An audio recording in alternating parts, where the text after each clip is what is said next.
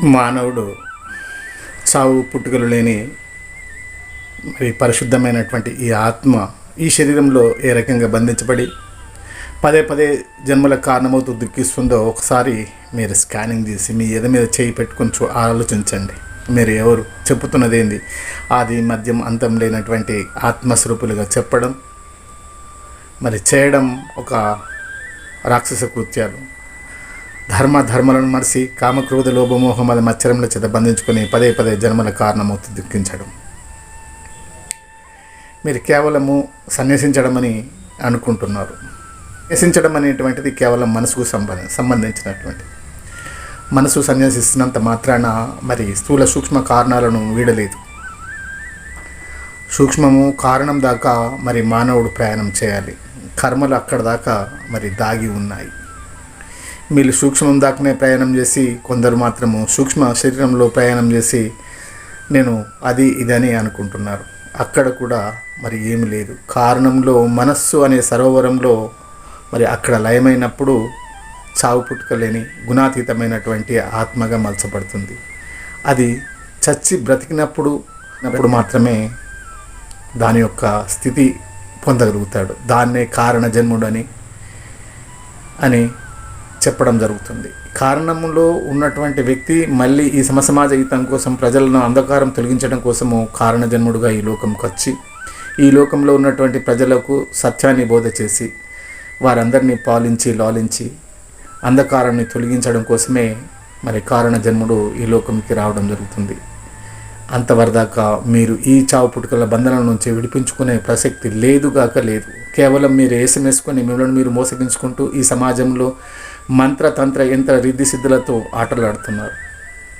మీరు మంత్రము కాదు, తంత్రము కాదు, యంత్రము కాదు, మరి గుణము కాదు, సిద్ధి కాదు, బుద్ధి కాదు, గుణాతీతులు, గుణరహితులు, ఆత్మస్వరూపులు, ఆది మధ్యం అంతం లేనటువంటి వారు. అలాంటి మీరు గుణములో బంధించుకొని పదే పదే జన్మల కారణమవుతూ దుఃఖిస్తున్నారు. కాబట్టి మీ అందరినీ చావు పుట్టుకల బంధనాల నుంచి విడిపించడం కోసమే నా ఈ అవతారము కారణ జన్ముడు. నేను శరీరం కాదు. నేను మీ ఈ లోకంలో ప్రతిదీ అనుభవించాను, చూశాను. దేంట్లో సుఖాన్ని, అన్నిటిలో భోగంలో సుఖాన్ని వెతికాను, శరీరంలో సుఖాన్ని వెతికాను, తినడంలో సుఖాన్ని వెతికాను, తాగడంలో సుఖాన్ని వెతికాను. ఎక్కడ సుఖము లేదు. సుఖము అంతర్ముఖమై ఉన్నది, ఆత్మలో ఉంది. అది కారణంలో ఉంది. కారణం చేరితే కానీ కథ కంచికి చేరదు. నీ శరీరం అనే భ్రాంతి వీడదు. మీరందరూ కూడా ఆత్మలై ఉన్నప్పటికీ కూడా మరి శరీరంను చేసినటువంటి కథ జన్మ కర్మలు మిమ్మల్ని శరీరంలో బంధించి పదే పదే మిమ్మల్ని బాధలకు, దుఃఖాలకు, జన్మలకు కారణం చేస్తూ మిమ్మల్ని బంధించి ఉంచింది కనుక ఈ బంధనాలను విడిపించాలంటే మళ్ళీ నేను విడిపించుకుంటే కానీ మిమ్మల్ని విడిపించలేను. నేను అవతరించాను కనుక నాకు సత్యం బోధపడింది. మరి నేను అవతరించకుండా నాకు కూడా ఈ సత్యం బోధపడేది కాదు. నేనెవరో నాకు తెలిసేది కాదు. నేను ఆత్మను, గుణాతీతుడను, గుణరహితుడను, ఆది మధ్యం అంతం లేనివాడను. అలాగే మీరు కూడా ఆది మధ్యం అంతం లేనటువంటి వారు.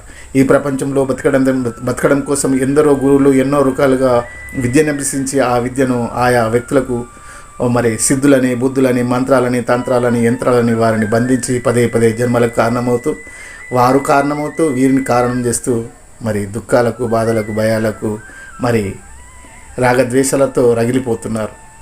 ఒకరినొకరు నిందించుకుంటున్నారు. ఎవరు నిందిస్తారు, ఎవరిని బంధిస్తారు?